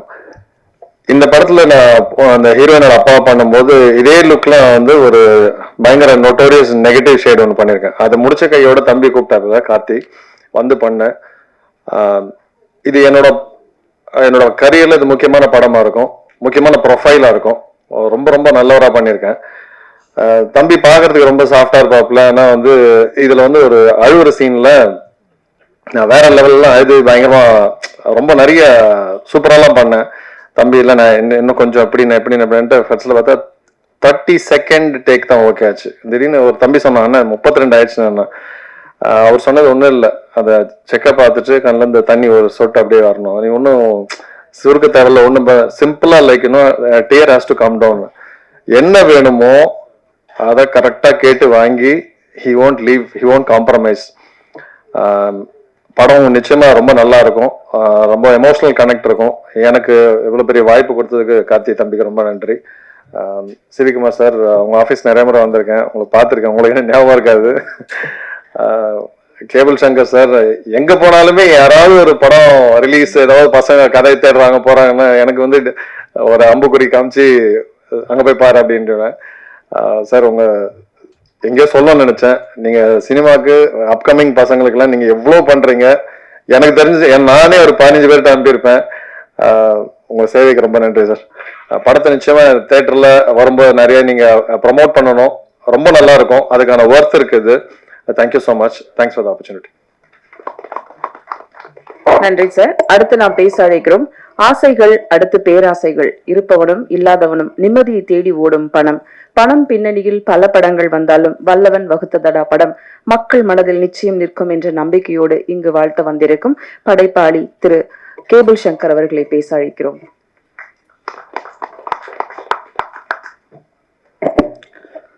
எல்லாருக்கும் வணக்கம். சின்ன படங்கள் அதை கொண்டு போய் சேர்க்கறதுன்றது மிக கஷ்டமான விஷயம். அந்த சின்ன படங்கள் நல்ல படங்களா பார்த்து தேர்ந்தெடுக்கிறது அதோட கஷ்டம். அதற்கு பல 100 படங்களை பார்த்து ரிஸ்க் எடுத்து ரிஸ்க் சாப்பிட்ற மாதிரி கஷ்டப்பட்டு ஒரு படத்தை எடுத்து தேடி கண்டுபிடிக்கணும். அந்த வேலை தெரிஞ்சே தெரியாமல் நான் ரொம்ப வருஷமாக பண்ணிட்டு இருக்கேன். ஆமாம், வாரத்துக்கு முன்னாடி தியேட்டரில் போட்டு தான் கூப்பிட்டு காட்டுவாங்க, இப்போலாம் விமியோவில் போட்டு காட்டு, அது வேற இருக்குது, அது தனியாக க்யூவில் நிற்கும். ஆனால் நல்ல படமாக இருக்கிறது அப்படின்னு ஒரு விஷயம் எங்கேயாவது ஒரு இடத்துல சுத்திச்சுன்னா அந்த படம் நீங்கள் பார்த்துட்டீங்களான்னு சொல்லிட்டு யாராவது ஒருத்தர் கேட்டுருவாங்க. அப்படி இந்த படம் வந்து வல்லவன் வகுத்ததடா படம் வந்து ரொம்ப நாளாக யாராவது பார்த்துருக்கலாம், இவர் என்னை புக்கை படிச்சிருக்கலாம், அப்புறம் படம் எடுத்துருக்கலாம். ஆனால் இந்த படம் வந்து ஒரு படம் இருக்குது சார், நீங்கள் பாருங்க அப்படின்னு சொல்லிட்டு ஒரு நண்பர் கேட்டார் என்கிட்ட. அவர் யாருன்னா சிவானி, அவர் தான் சொன்னார் என்கிட்ட, இந்த படம் பாருங்க, உங்களுக்கு பிடிக்கும், உங்கள் டேஸ்ட்டுக்கு இருக்கிற படம் தான் அப்படின்னாரு. சரி பார்க்கலாம் அப்படின்னு சொல்லிட்டு இருந்தப்போ இன்னொரு நண்பர் வந்து அந்த படம் எங்கே இருக்குன்னு கேளுங்க, விசாரிங்கன்னாரு. இன்னும் 2-3 பேர் ஒரு படத்தை பற்றி நல்லா சொல்கிறாங்களே, சரி பார்த்துருவோம் அப்படின்னு சொல்லிட்டு இந்த படம் யார் வச்சிருக்காங்கன்னு கேட்கும்போது நம்ம இன்னொரு நண்பர் ராமச்சந்திரன், என்ன அவர் தெரிஞ்ச ஃப்ரெண்ட் ஒருத்தர் பேசி ஒரு நாள் ஷோ பார்க்குறோம். ஷோ பார்த்துட்டு படம் பிடிச்சது எனக்கு. ஓகே, அதுக்கப்புறம் வந்து நான் தனஞ்சன் சார்கிட்ட படம் அமிச்சோம். இப்போ படம் அங்கே வந்துருச்சு. ஸோ நல்ல படம் எடுத்தால் அது நல்லா இருந்துச்சுன்னா, இன்ட்ரெஸ்டிங்கான ஒரு படமாக இருந்துச்சுன்னா நிச்சயமாக அதுக்கான ஒரு அங்கீகாரமும் அது தானாகவே அந்த படம் தேடிக்கும். அதில் நான் ரொம்ப நம்பிக்கை இருக்குது. அது வந்து புள்ளரசு போடுற அன்றைக்கே வந்து அந்த படம் வந்து யார் ரிலீஸ் பண்ணணும், யார் கையில் வந்து பார்க்கணும், யார் ரிலீஸ் பண்ணுன்றதெல்லாம் அதுவே முடிவு பண்ணிக்கும். அது மாதிரி முடிவு பண்ண விஷயம் தான் இந்த படம் இன்னைக்கு வந்துருக்குது. என்னதான் உங்கள் அப்பாவை ஏமாற்றி படம் எடுத்தாலும் உங்கள் அப்பா லாபம் சம்பாதிக்கிறதுக்கு வாய்ப்பு இருக்குது. ஆனால் திருப்பி கொடுத்துட்டு திருப்பி வாங்கிடுங்க. அதே போல் பார்த்தீங்கன்னா இந்த இண்டிபெண்டன்ட் ஃபிலிம்ஸ் பண்ணுறதுன்றது வந்து ஒரு பெரிய பேஷன். இப்போ நான் இவர் கஷ்டப்பட்டு ஒரு படம் எடுத்துட்டாரு, நல்லபடியாக வந்துருச்சு, ஓகே. நான் நிறைய பேர் பார்க்குறேன், பல பேர் சொந்த காசை போட்டு பல லட்சங்களை இழந்து படம் எடுக்க முடியாமல் பாதியில் நின்று அது எதுக்கு எடுத்தோன்னு தெரியாமல் நிறைய கஷ்டப்பட்டு இருக்காங்க. இதெல்லாம் ஒரு த்ரில்லான விஷயம் தான், படத்தில் படம் எடுக்கிறதுக்கான விஷயம். ஏன்னா இது ரிட்டன் வருமா வராதுன்னு யாருக்கும் தெரியாது, பிடிக்குமான்னு தெரியாது, ஓடுமான்னு தெரியாது. இந்த ஸ்பெகுலேஷன் தான் இந்த துறையோட பெரிய சுவாரஸ்யமே. இந்த மாதிரி இண்டிபெண்டன்ட் ஃபிலிம்ஸ் இந்த படத்தை பற்றி பார்த்தீங்கன்னா, இந்த படம் நான் பார்த்ததுனால சொல்கிறேன், ஒரு சுவாரஸ்யமான நாட்டுள்ள படம். இந்த மாதிரியான கதைக்களங்கள் பணம் சுற்றி அதற்கு பின்னாடி வந்து மல்டிபிள் கேரக்டர்ஸ் வச்சு ஒரு பிளாக் காமெடியும் கொஞ்சம் எமோஷனும் கலந்து ஆரம்பிச்சது கமல்ஹாசன் மும்பை எக்ஸ்பிரஸ். அதுக்கப்புறம் அதை வந்து ஹிட் ஆக்குனவர் வந்து இந்த உட்காந்துருக்கிற சூதுகவம் கொடுத்துட்டு, ஸோ சூதுகவம் எஃபெக்ட் வந்து இப்போ அது பாட்டு நிறைய பேரை புதுசாக உருவாக்கிச்சு. மல்டிபிள் கேரக்டர்ஸ், காமன் மேன் கிட்ட இருந்து இருக்கிற பண ஆசை, அதை பின்னாடி இருக்கிற விஷயங்கள்ன்ற பெரிய கிரைமை வந்து ஹிலாரியஸாகவும் நிஜ வாழ்க்கைக்கு பக்கத்தில் சொல்லக்கூடிய விஷயங்கள் வந்து நிறைய பேர் சொல்ல ஆரம்பிச்சாங்க. இப்போ அந்த வரிசையில் இந்த ஒரு படம் ஒரு ரொம்ப சுவாரஸ்யமான ஒரு எமோஷனல் கண்டென்ட் படம். அவர் சூதுகவன் 2 வர அடுத்த பாட்டுக்கு. அதனால் வந்து அது எவர் கிரீன் விஷயம். எப்படி வந்து குணா வந்து 33 வருஷம் கழிச்சு எல்லாம் ஃபாலோ பண்ணாலும் மும்பை எக்ஸ்பிரஸில் ஆரம்பிச்சது திருப்பி 30-40 வருஷம் கழிச்சு இப்போ எல்லாரும் ஃபாலோ பண்ணி திருப்பி இட்டு கொடுத்துருக்க போகிறோம். அந்த வரிசையில் இந்த படம் ஹிட் ஆகணும்னு நினைக்கிறேன். வாழ்த்துக்கிறேன். நன்றி, வணக்கம். நன்றி சார். வல்லவன் வகுத்ததடா புதிய முயற்சியுடன் புதியவர்கள் எடுத்துள்ள இந்த படத்தை வாழ்த்த வந்திருக்கும் சூதுகவம் 2, பீஸா 4 படங்களின் தயாரிப்பாளர் தங்கராஜ் அவர்களை பேச அழைக்கிறோம்.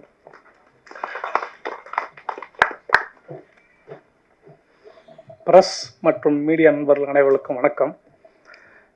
டைட்டில் வல்லவன் வகுத்ததடா எடுத்த உடனே டைட்டிலே பாசிட்டிவா இருக்கு.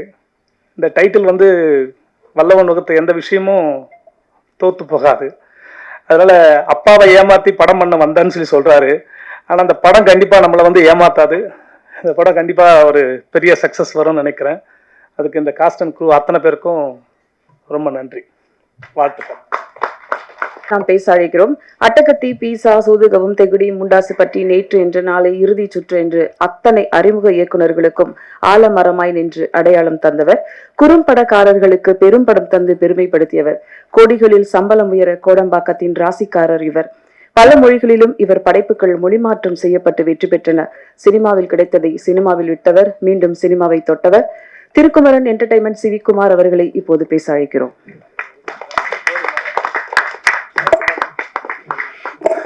அனைவருக்கும் வணக்கம். இந்த படம் அந்த 8 மினிட்ஸ் கட்டு ரொம்ப நல்லா இருந்துச்சு. இந்த வல்லவன் வகுத்ததடா அப்படின்றது எனக்கு ரொம்ப பிடிக்கும். இந்த மாதிரி இண்டிபெண்டன்ட் ஃபிலிம்ஸ், அந்த இண்டிபெண்டன்ட் ஃபிலிம் மேக்கிங், இந்த மாதிரி பண்ணுறவங்க, இந்த மாதிரி பண்ணுற படப்பிடிப்புகள் எனக்கு ரொம்ப ரொம்ப பிடிக்கும். ஏன்னா இந்த மாதிரி இண்டிபெண்டன்ட் ஃபிலிம் பண்ணி ரொம்ப பெரிய ஆட்களெல்லாம் இருக்காங்க. இப்போ கிறிஸ்டோபர் நோலனாக இருக்கட்டும், ஸ்பீல்பர்க் ஆகட்டும், இந்த மாதிரி ஒரு சின்ன இண்டிபெண்டன்ட் படத்தில் தான் அவங்க வந்து தி ஸ்டார்டட் தேர் லைஃப். பட் ஆனால் அதில் முக்கியமான ஒரு விஷயம் என்னென்னா, அதை வந்து ப்ரெசன்டேஷன் அதில் ஒரு விஷயம் இருக்குது. அதை எப்படி ப்ரெசென்ட் பண்ணுறோம், என்ன நம்ம 10 ரூபாய்க்கு பண்ணுறோமா, 100 ரூபாய்க்கு பண்ணுறோமா, 1000 ரூபாய்க்கு பண்ணுறோமா இல்லை, பட் அது எல்லாருக்கும் பிடிக்கிற மாதிரி அதை பண்ணிடணும். இந்த டீம் அதை பண்ணியிருக்காங்கன்னு நான் நம்புகிறேன். ஏன்னா அந்த 8 மினிட்ஸ் கட்டு வந்து ரொம்ப நல்லா இருந்துச்சு. வல்லவன் வகுத்ததில் நல்ல டைட்டில். ஆக்சுவலி டைரக்டர் சொன்னார், அவங்க அப்பாவை ஏமாற்றி இது பண்ணியிருக்கேன் அப்படின்னு சொன்னார். அப்பா வந்து தனஞ்சயன் சாரை பார்த்துட்டு இவரையும் ஏமாத்திட்டியா அப்படின்னு கேட்டார் அப்படின்னாரு. கண்டிப்பாக தனஞ்சயன் சார் ஏமாந்துருக்க மாட்டார் இந்த படத்தில். It will be a very fruitful business for him actually. ஏன்னா ரொம்ப நல்லா வந்திருக்குன்னு நினைக்கிறேன். கண்டிப்பாக இந்த படத்தில் சம்மந்தப்பட்ட இயக்குனர், மியூசிக் தயாரிப்பாளர், and editor, music director and cameraman எல்லாருக்கும், நடிகர்கள் அனைவருக்கும் ஒரு மிகப்பெரிய வெற்றி படம் வந்து உங்கள் வாழ்க்கை வளமாக இறைவனை வேண்டுகிறேன். அனைவருக்கும் நன்றி. தேங்க்யூ. நன்றி சார். இயற்கை எப்போதாவது உச்சந்தலை முத்தமிட உயரம் என தெரியும். சிறு பொறி, அந்த சிறு பொறியை பெரும் கோளாக்கி வெற்றி அடையாளமாக்கி வெளி உலகத்திற்கு காட்டுபவர் தனஞ்சயன் என்ற மாமனிதர். களம் புதிது, கலைஞர்கள் புதிது, கதை புதிது. ஆனாலும் ஏதோ ஒன்று இவரை ஈர்த்தது. நம்பிக்கை எனும் ஒற்றை பூத்துவி வல்லவன் வகுத்ததடா படத்தை வெளியிட உள்ள திரு தனஞ்சயன் ஸ்டுடியோ கிரீன் அவர்கள், சிஇஓ அவர்களை பேச அழைக்கிறோம்.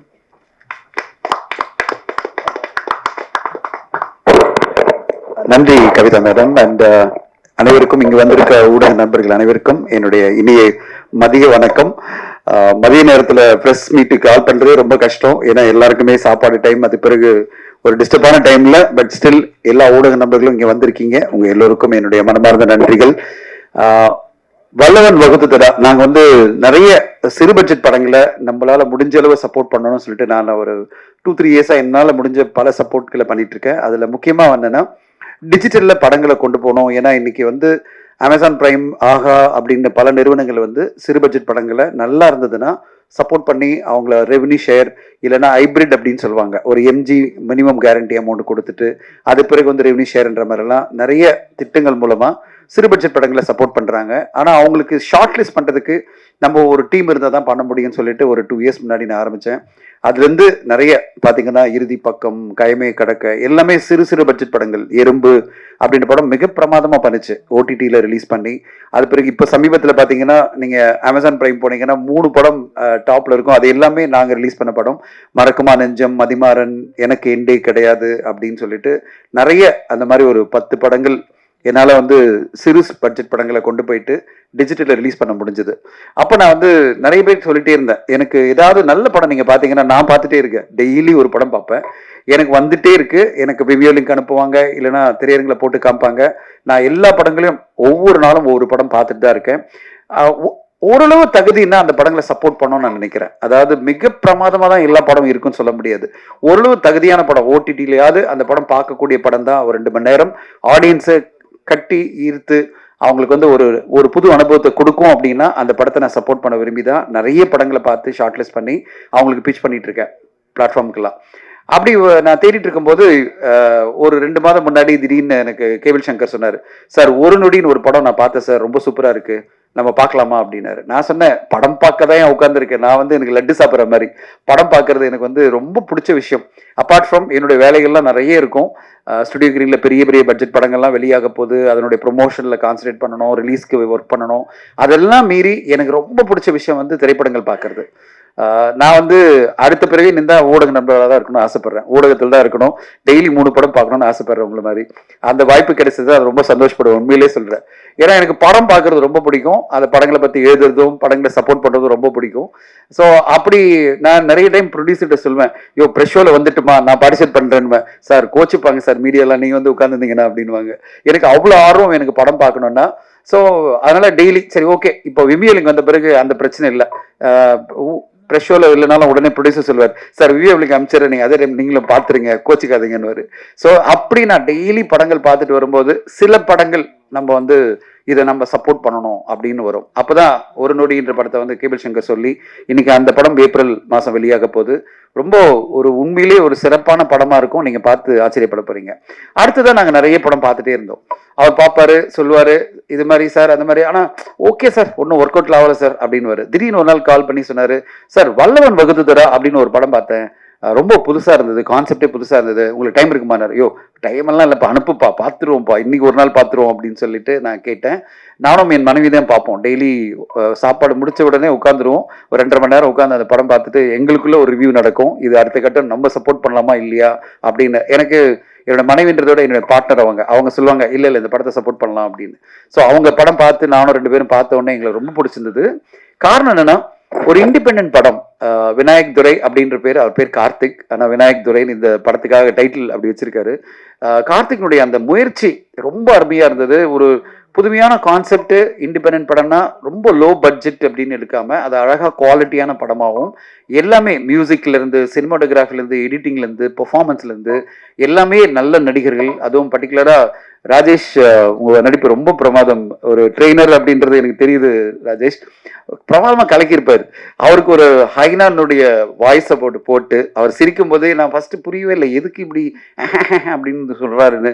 அப்புறம் கேட்டா சொல்றாரு, ஹைனானுடைய வாய்ஸை வந்து ஆட் பண்ணி அவருடைய சிரிப்பு வந்து அந்த ஐநா குவாலிட்டி, அந்த ஐநான்ற அனிமலினுடைய ஸ்பெஷல் குவாலிட்டியோட தான் இவர் இருக்காரு, அந்த குணாதிசயங்களை சேர்ந்த ஒரு மனிதர் தான் இவர் அப்படின்ற மாதிரி அதுக்கான கேரக்டர். நான் எடுத்தோடனே கேட்டேன், எதுக்கு அந்த சிரிப்பு அப்படின்னு டைரக்டர் கேட்டேன், அதுக்கு ஒரு எக்ஸ்பிளேஷன் கொடுத்தாரு. ஸோ அந்த மாதிரி பல விஷயங்கள், அதுவும் ஒரு சாப்டரா அவர் வரும்போது எனக்கு ரொம்ப பிடிச்சதுன்னா, ஒரு இளைஞருக்கு ஒரு பெரிய வயசு இல்லை, 30 வயசுக்குள்ள இவ்வளோ உலக அனுபவம் இருக்குமா, இவ்வளோ உலக தத்துவங்களை சொல்ல முடியுமா. ஒரு சாப்டரும் பார்த்தீங்கன்னா, அதில் இப்போ ஒரு சாப்டர் பார்த்தீங்க, எது எடுக்கப்பட்டது இங்கே தான் எடுக்கப்பட்டது அப்படின்னு பகவத்கீதையில் வர மாதிரி ஒவ்வொரு சாப்டருமே ஒரு அருமையான ஒரு லைனோட தான் ஆரம்பிக்கும். அந்த சாப்டர் லைனே வந்து புதுமையாக இருக்கும்.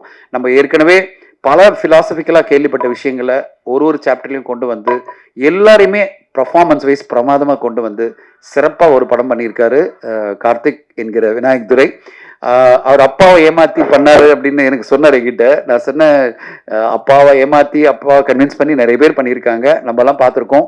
கார்த்திக் நரேனுடைய துருவங்கள் 16 படமும் அவங்க அப்பா ப்ரொடியூஸ் பண்ணி தான் மிகப்பெரிய வெற்றி அடைஞ்சது. கடைசியில் யாருமே வாய்ப்பு கொடுக்கலன்னு போது கார்த்திக் நரேன் என்கிட்ட வந்து அப்போ சொல்லியிருந்தார். எங்கள் அப்பா சொன்னார், எவ்வளோ பட்ஜெட் ஆகும் சொல்லி ஒரு 2-3 கோடியில் எடுத்துடலாம்ப்பா சொன்னப்போ அவங்க அப்பா சொன்னார், சரி நம்மளே எடுத்துடலாம், உன்னை யாரும் நம்பல சின்ன பையன்னு சொல்லிட்டு அப்படின்னு சொல்லிட்டு அவங்க அப்பா நம்பி எடுத்த படம் தான் கார்த்திக் நரேன் என்ற ஒரு இயக்குனர் உருவாகத்துக்கே காரணமாக இருந்தது. இன்னைக்கு வரையும் நம்ம வந்து Dhuruvangal 16 one of the finest thriller அப்படின்னு நம்ம சொல்லுவோம். அப்படி ஒரு சிறப்பான படமாக தான் இவரும். என்ன ஒரு சின்ன டிஃப்ரென்ஸ், அப்பாவை கன்வின்ஸ் பண்ணாமல் ஏமாற்றி பண்ணியிருக்காரு, அவ்வளோதான். தவிர அப்பாவுடைய பிளெஸ்ஸிங்கோட தான் இந்த படத்தை நீங்கள் எடுத்திருக்கீங்க விநாயக். கண்டிப்பாக உங்களுக்கு ஒரு வெற்றி படமாக இந்த படம் அமையும், பேசப்படும், முக்கியமான படமாக கண்டிப்பாக பேசப்படும். அதுக்கான எல்லா தகுதியும் இந்த படத்தில் இருக்கு. உங்களுக்கு இந்த வெற்றி வரணும்.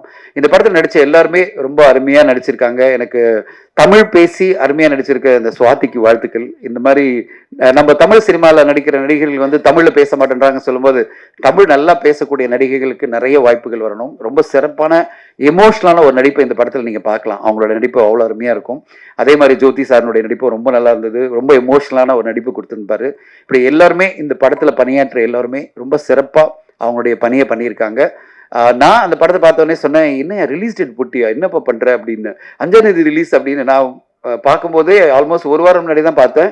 5ஆம் தேதி நான் சொன்னேன், ஊடகத்துக்கு தெரியப்படுத்தவே இல்லை இந்த படம் வருதுன்னு. நம்ம ஊடகங்களுக்கு கொஞ்சமாவது சொல்லணும்ப்பா, அப்பதான் நண்பர்கள் கொஞ்சம் படத்தை பத்தி எழுதுவாங்க. ஒரு ப்ரெஸ் மீட் வைங்க, நான் வரேன். என்னோட நண்பர் சிவி குமார் கண்டிப்பா வருவாரு. ஏன்னா இந்த மாதிரி இண்டிபெண்டன்ட் படங்களால தான் அவர் இன்னைக்கு ஒரு மிக முக்கியமான தயாரிப்பாளர் தமிழ் சினிமாவில் இருக்காரு. அவரும் நான் கூப்பிட்டு வரேன். நம்மலாம் இருந்து நம்ம வந்து படத்தை சப்போர்ட் பண்ணுவோம். நீ வந்து கண்டிப்பா ப்ரெஸ் மீட் பண்ணுங்க.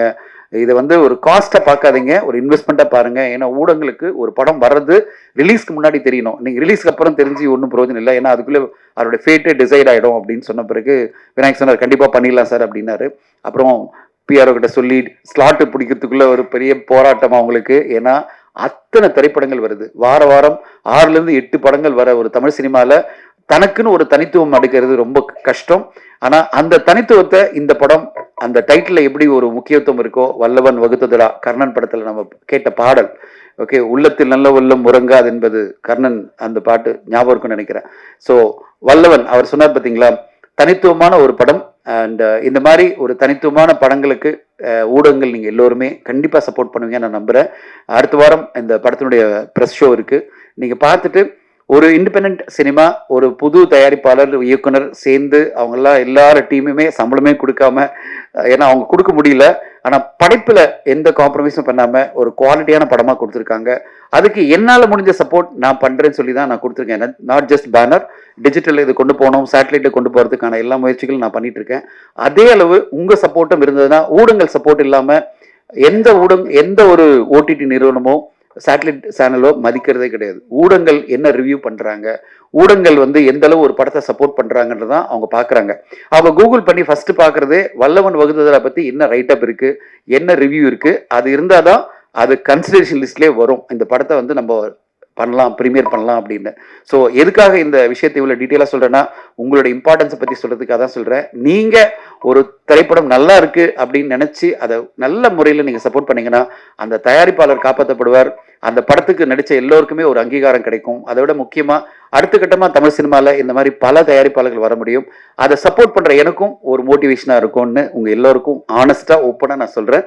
இது உங்களுடைய கடமை அண்ட் உங்களுடைய ரெஸ்பான்சிபிலிட்டி.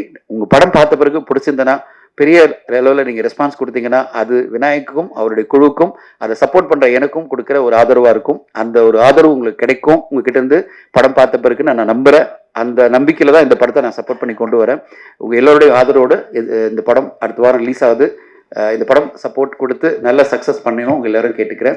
இந்த ப்ரெஸ் மீட்டு ஒரு ஆட் டைமில் ஒரு 12 to 3 டைம் ஸ்லாட்டில் பண்ணாலும் இத்தனை பேர் வந்து கலந்துக்கிட்டு இந்த படத்துக்கு சப்போர்ட் பண்ணதுக்கு நன்றி. என்னோட அழைப்பு ஏற்று வந்த இப்போ பார்த்தீங்கன்னா இன்னைக்கு 3 படம் லான்ச் பண்ணார் நம்ம தலைவர். நான் சொன்னேன், சார் கோல்டு மாதிரி வந்திருக்கீங்க தமிழ் சினிமாவுக்குன்னு, பாருங்க கதகன்னு மஞ்சள் கலரோட வந்திருக்காரு ஷர்ட்டு. தங்கராஜ் சார், உங்களுடைய முயற்சிகள் 3 படமும் வெற்றி அடையணும். சூதுகவும் 2, அது பிறகு வரிசையா அவருடைய படங்கள் பார்த்தீங்கன்னா இன்னைக்கு பிஸ்ஸா 4 அப்படின்னு, இன்று நேற்று நாளை அப்படின்னு வரிசையா படங்கள் சிவிகுமார் அவரை சேர்ந்து பண்ற அந்த முயற்சிகள்லாம் வெற்றி அடையணும். நானும் அதுல என்னால் முடிஞ்சவளவு பார்ட்டிசிபேட் பண்ண ஆசைப்படுறேன். உங்களுடைய முயற்சிகள் பெரிய அளவில் வெற்றி அடைஞ்சு தங்கராஜ் சார் ஒரு பெரிய தயாரிப்பாளராக தமிழ் சினிமாவில் கொடி பறக்கணும் அப்படின்னு ஆசைப்படுறேன். இந்த குழுவுக்கு என்னுடைய மனமார்ந்த வாழ்த்துக்கள். ஊடக நண்பர்கள் அனைவரும் இந்த படம் வரப்போதை கொஞ்சம் சப்போர்ட் பண்ணி நீங்கள் ஆர்டிகல்ஸ் எல்லாம் எழுதி சப்போர்ட் பண்ணீங்கன்னா இந்த படம் ஓரளவாவது மக்கள் மத்தியில் போய் ரீச் ஆகி குறைந்தபட்ச ஆடியன்ஸாவது வந்து ஒரு படத்தை பார்த்தா தான் தெரியறவங்கள அடுத்த கட்டம் அந்த படம் பிக்கப் ஆக முடியும். இன்னைக்கு நடக்கிற விஷயம் பார்த்தீங்கன்னா வாரத்தில் 6 படம் வரும்போது குறைந்தபட்ச ஆடியன்ஸ் கூட வரமாட்டேன்றாங்க. அதனால அடுத்த கட்டம் அந்த படத்துக்கு போர்டமோத்தில் எந்த ஒரு டாக்கும் வரமாட்டேங்குது. அதை வரவழைக்கிறதுக்கு என்ன மாதிரி விஷயங்கள் பண்ணமோ நாங்கள் எங்களால் முடிஞ்ச முயற்சிகள் பண்ணுறோம். உங்களுடைய ஆதரவு இருந்தால் இன்னும் அடுத்த கட்டம் இந்த படம் போகும்னு எதிர்பார்க்குறேன். அனைவருக்கும் மிக்க நன்றி. ஒரு லாங்கான சேட் பண்ண சொல்ல வேண்டிய அவசியம் என்னென்னா, சிறு பட்ஜெட் படங்களை வந்து அவ்வளோ போராட்டம் இருக்குது. நான் பார்த்துட்டே இருக்கேன், எக்கச்சக்கமான பேர் படங்களை எடுத்துட்டு வெளியிட முடியாமல், வெளியிட்ட பிறகு 1 பைசா கிடைக்காம. இப்போ சமீபத்தில் வந்து ஒரு தயாரிப்பாளர் ஒரு அருமையான படம் ஒன்று பண்ணியிருந்தாரு. அவர் எங்கிட்ட வந்து நேற்று உட்காந்துட்டு 2 மாதம் கழிச்சு என்கிட்ட வந்து ரொம்ப கஷ்டப்பட்டு சொல்லியிருந்தார், சார் 1 ரூபா கிடைக்கல சார், இந்த படத்தை எடுத்துட்டு என்னோட நிலத்தை விற்று நான் பண்ணேன் அப்படின்னாரு. எனக்கு மனசெல்லாம் ரொம்ப கஷ்டமாயிடுச்சு. நம்ம இந்த இண்டஸ்ட்ரியில் இத்தனை வருஷம் இருக்கோம், என்னடா இது, அவருக்கு ஏதாவது பண்ணணும்னு ஆசைப்படுறேன், ஆனால் ரொம்ப லேட்டாக வந்திருக்கீங்களே, எப்படி நான் சப்போர்ட் பண்ணுறதே தெரியல சார் அப்படின்னு. இல்லை சார், எப்படியாவது நீங்கள் ஏதாவது டிஜிட்டல் சேட்டலைட்டில் எங்காவது வியாபாரம் பண்ணி குறைந்த அமௌண்ட்டாவது கொடுங்க, நான் ஏன் நிலம் போனால் ப்ராப்ளம் இல்லை, மதுரையை சேர்ந்தவர் அவர். என் நிலம் போனால் பிரச்சனை இல்லை சார், அட்லீஸ்ட் என்னை நம்பி வந்த ஒரு 40 லட்ச ரூபாய் என் ஃப்ரெண்ட்ஸ் எல்லாம் போட்டிருக்காங்க, அவங்க ரிகவரி பண்ணுறதுக்காக கொஞ்சம் ஹெல்ப் பண்ணி கொடுங்க சார் அப்படின்ன போது நம்ம மனசு என்ன ஆகுதுன்னா, இந்த இண்டஸ்ட்ரியில் நம்ம இருந்து எவ்வளோ சாதிக்கிறது முக்கியம் இல்லை, எத்தனை பேருக்கு நம்மளால ஏதாவது முடிஞ்ச வரையும் உபயோகம் ஏதாவது வகையில் ஹெல்ப் பண்ண முடியாதா அப்படின்ற இதில் நான் என்னுடைய முயற்சிகளை எடுத்துட்டு இருக்கேன். அதுக்கு உங்களுடைய ஆதரவு இருக்கும்போது கண்டிப்பாக அவங்களுக்கு இதெல்லாம் வந்து பெனிஃபிட் அமையும். அப்படிப்பட்ட ஒரு ஆதரவை எதிர்நோக்கி, உங்களுடைய அன்பை எதிர்நோக்கி காத்திருக்கிறேன். நன்றி, வணக்கம், thank you so much. Thank you sir. ஒரு சிறந்த காலகட்டம் அப்படின்னு சொல்லலாம். நிறைய படைப்பாளிகள் வராங்க. டீம் ஒர்க் எப்பவுமே ஒரு சக்சஸ் கொடுத்துருக்கு. வல்லவன் வகுத்ததடா கதையும் அப்படிதான். ஒரு சக்சஸ்ஃபுல் டீமா படமா வெளிவரும் அப்படின்னு நம்பிக்கை நமக்கு இருக்கு. இப்போது படக்குழுவினரோட ஒரு கேள்விக்கான நேரம். உங்களுடைய கேள்விகளை படக்குழுவினரிடம் கேட்கலாம். ஒரு 4-5 கொஸ்டின்ஸ் கேட்டுடலாம்.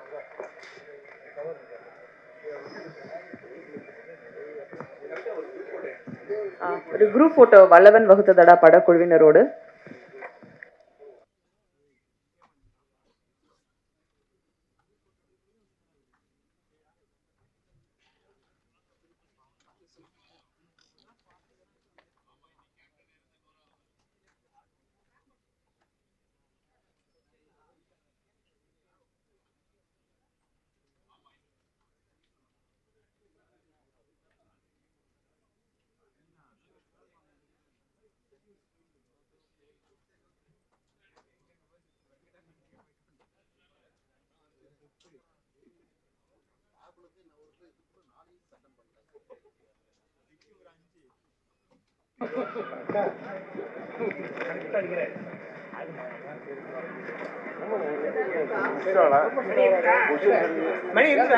வந்திருந்து சிறப்பு சேர்த்த அனைவருக்கும் தேங்க்யூ so மச்.